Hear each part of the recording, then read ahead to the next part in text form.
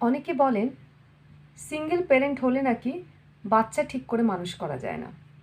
Single parent মাদারও হতে পারে, single মাদারও হতে পারে, সিঙ্গেল ফাদারও হতে পারে।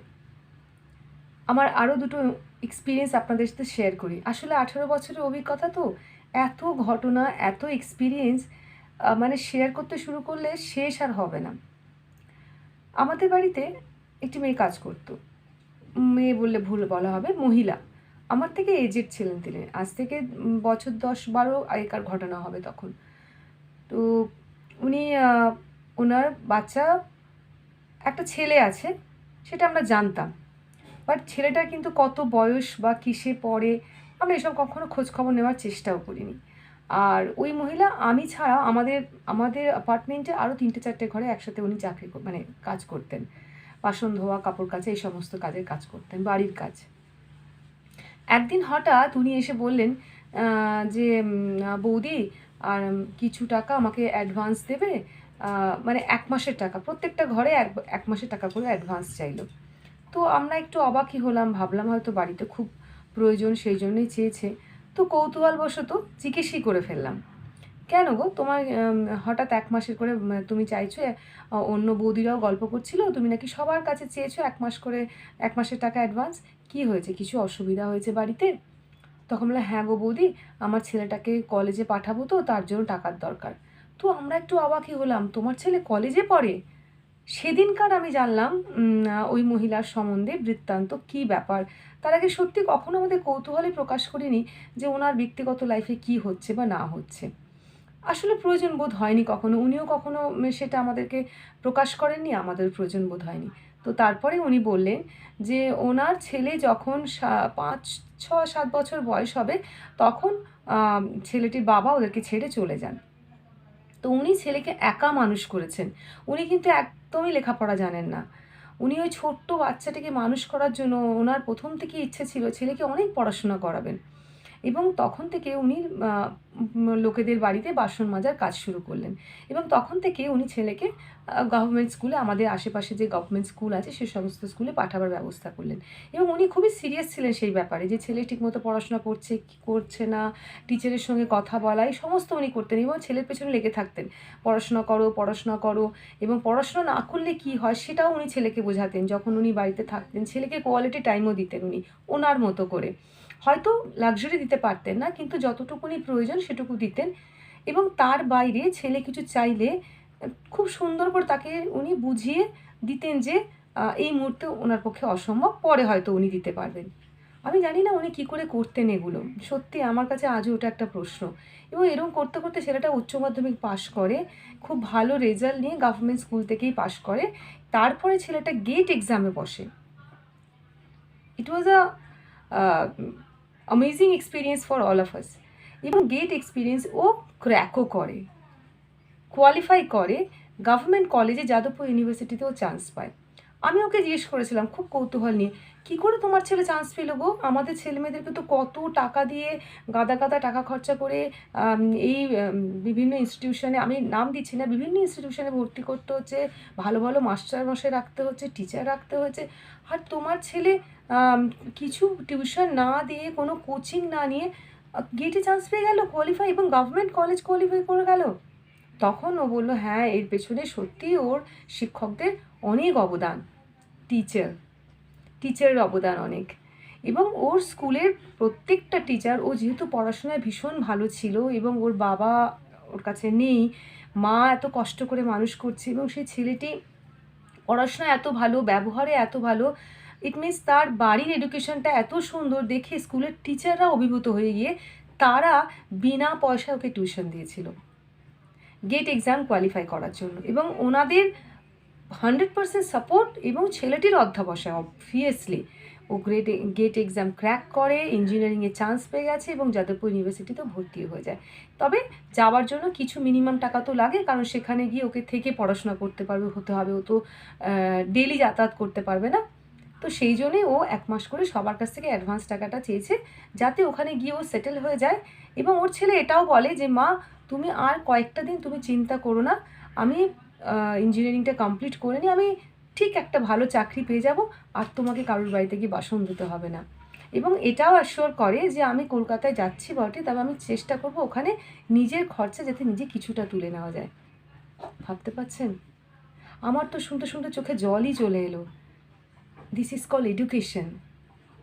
এই এডুকেশনটা আমরা কেউ জানি না। আমরা সবসময় ভাবি টাকা দিয়ে বড় স্কুলে, নামি স্কুলে ভর্তি করাবো, গাদা গাদা টিউশন টিচার দেবো, দ্যাট ইজ কল এডুকেশন। না, মা বাবার শিক্ষা, বাড়ির থেকে যে এডুকেশন, সেটার উপরে তো কিচ্ছু হয় না। কেন আমি ঘটনাটা বললাম, আরেকটা ঘটনা বলি, তবে আমি আপনাদেরকে বোঝাতে পারবো যে আজকে কেন আমি ঘটনাগুলো আপনাদেরকে বলছি। এবার বলবো পুচকির গল্প। পুচকি মানে একটি ছোট্ট বাচ্চা মেয়ে, এই 3.5 থেকে 4 বছর বয়স হবে। ওর গল্পটা বলছি এবারে। ওকে আমি টিউশন পড়াতে যাই, এখনও যাই। তো যেটা হয় যে আমি ওদের টিউশন পড়াতে গেলে, ওরা ভীষণ রিচ, হাজব্যান্ড অ্যান্ড ওয়াইফ দুজনেই চাকরি করে, বাড়িতে একজন ন্যানি রয়েছে, বাড়ির কাজ করার জন্য 2টো কাজের লোক রয়েছে। তো ভীষণ হাইফাই ফ্যামিলি, ওয়েল এডুকেটেড। তো কিন্তু যেটা কথাটা হচ্ছে, আমি স্কুল থেকে ডিরেক্টলি আমি ওখানে টিউশন পড়াতে যাই। ওনাদেরকে আমি দেখতাম কোনোদিন আমাকে 1 কাপ চা অফার করতো না, কারণ ওনারা জানতেন যে আমি স্কুল থেকে ডিরেক্টলি যাচ্ছি। তো ডেফিনেটলি আমি ভীষণ ক্লান্ত, টায়ার্ড, বাট স্টিল আমারও নেসেসিটি আছে, যেতে হবে, ওনাদেরও দরকার। যাই হোক, আমি যাই। তো 1 কাপ চাও কখনো ওনারা অফার করতেন না আমাকে। যদিও ওনাদের বাড়িতে কোনো লোক আসতো কোনো প্রয়োজনে, যদি তাদেরকে চা দেওয়া হতো, তখন উনি বলতেন যে ম্যামকে 1 কাপ চা দিস। তো আমি বেসিক্যালি নাই বলতাম, আমি বলতাম আমি চা খেয়েই এসেছি। তো রিসেন্টলি একটা ঘটনা ঘটেছে, সেদিনকার প্রচণ্ড গরম, ভীষণ রোদ, ভীষণ গরম। আর আমি পৌঁছাবার পর আমার হঠাৎ করে ভীষণ মাথা ব্যথা শুরু হয়ে যায়। তো বাড়িতে ভদ্রমহিলা ছিলেন না, আমি কি করবো বুঝতে পারছিলাম না। সেই মুহূর্তে আমার 1 কাপ চা ভীষণ দরকার ছিল। তো আমি বাধ্য হয়ে, যে ন্যানি ছিল ওকে আমি বললাম, তুমি তোমার যে ওনার রয়েছে, ওনাকে ফোন করে একবার জিজ্ঞেস করো আমাকে কি 1 কাপ চা দেওয়া যাবে, জাস্ট লিকার টি, গ্রিন টিও নয়, লিকার টি, সিম্পল লিকার টি। কারণ আমার ভীষণ মাথা ধরেছে, মেবি এটা প্রচণ্ড হিট জন্য আমার হয়তো মাইগ্রেন শুরু হয়ে গেছে। তো তখন ওই ন্যানি কিন্তু ভীষণ, মানে ও বুঝতে পেরেছে, ও বুঝতেই ব্যাপারটা, ও বলছে না না জিজ্ঞেস করার কিছু দরকার নেই, আমি দিচ্ছি, কোনো অসুবিধা নেই। আমি বারবার ওকে ইনসিস্ট করলাম, না তুমি কিন্তু একবার পারমিশন নিয়ে আমাকে চা দিও। তো ও যাই হোক, ও চাটা দিল। চাটা তো দিল, দেওয়ার সাথে সাথে পুচকি আমাকে বলল আমিও চা খাবো। তখন ন্যানি বলল ওকে ফট করে যে আমি তোমাকে চা দেবো, কিন্তু মাকে কিন্তু তুমি বলবে না যে আমি তোমাকে চা দিয়েছি। তো আমার সামনে এরকম একটা ঘটনা, আমাকে ও না জানিয়ে চা দিচ্ছে, আবার বাচ্চাটিকে চা দিয়ে বলছে তুমি মাকে বলো না। আমার তো ভীষণ নিজেকে অপরাধী বোধ হচ্ছিল যে আমি কেন চাটা চাইলাম। কিন্তু ওই মুহূর্তে আমার তখন মনে হলো যে দুজনকে আমার কিছু এডুকেশন দেওয়ার দরকার আছে। তো আমি সঙ্গে সঙ্গে নানিকে বললাম, এরকম তুমি কখনো আর করবে না। প্রথমত তুমি জিজ্ঞেস করে আমাকে চা দাও, আর দ্বিতীয়ত তুমি যখন ওকে চা দিচ্ছই, তুমি সেটা বলে দেবে যে তুমি ওকে চা দিয়েছো। তখন আমাকে নানি বললো আমাকে ভীষণ বকবে, তুমি জানো না, আমাকে ভীষণ বকবে। আমি বলছি হোক, তুমি বকা খাও, কিন্তু তুমি ওকে যে মিথ্যে কথা বলা শেখাচ্ছ, ও আজকে তোমার কথা শুনে মাকে লুকোবে, কালকে অন্য কিছু মাকে লুকোবে, কারণ তুমি ওকে শেখাচ্ছ মিথ্যে কথা বলা। আর যেহেতু তুমি ওর সাথে মোস্ট অফ দ্য টাইম রয়েছে, ও কিন্তু তোমাকে ফলো করবে। তখন ন্যানি বললো হ্যাঁ আমি বুঝতে পেরেছি, এটা আমার ভুল। আমি যে শোনো, এটা ভুল না, এটাকে ক্রাইম বলা হয়, তুমি জেনে শুনে ওকে একটা ভুল জিনিস শেখাচ্ছ। এটা আমি ওকে বললাম, আমি ওকে এটা বললাম তুমি ইমিডিয়েটলি ওর মাকে ফোন করে বলো যে তুমি আমাকে চা দিয়েছো, এবং তুমি মাকে বলে দেবে যে তুমি ওকে চা দিয়েছো কারণ ম্যাম চা চেয়েছিলেন, ম্যামকে চা দিয়েছি, এবং ও যেহেতু ছোটো বায়না করছিল তাই বাধ্য হয়ে আমি ওকে চা দিয়েছি। তুমি ওটা বলে দাও, হোক বকা খাও, কিন্তু ভুল জিনিসটা, এই ভুলটা কখনো করো না, ঠিক আছে? এরপরে আমি পুচকিকে বললাম যে কখনো তুমি মাকে বাবাকে কিচ্ছু লুকোবে না, this is wrong, you know না which is right, which is wrong. তখন ও বললো যে হ্যাঁ, আমি মোস্ট প্রবলি ওর সাথে ইংলিশেই কথা বলি। তখন বললো হ্যাঁ আমি জানি এটা রং, তো তুমি এটা বলবে না। তখন ও বললো ঠিক আছে, কিন্তু আমি চা খাবো। তখন আমি ওকে একটা হোয়াইট ফেরি আর ব্ল্যাক ফেরির গল্প শোনালাম, যে তুমি যদি চা খাও তাহলে তোমার সমস্ত টিথগুলো ব্ল্যাক হয়ে যাবে, আর যখন তোমার মিল্ক টিথ যাওয়ার সময় হবে তখন কিন্তু হোয়াইট ফেরি আর আসবে না, ব্ল্যাক ফেরি আসবে। আর ব্ল্যাক ফেরি এলে যখন তোমার স্ট্রং টিথ আসবে তখন কিন্তু সব ব্ল্যাক ব্ল্যাক টিথ আসবে।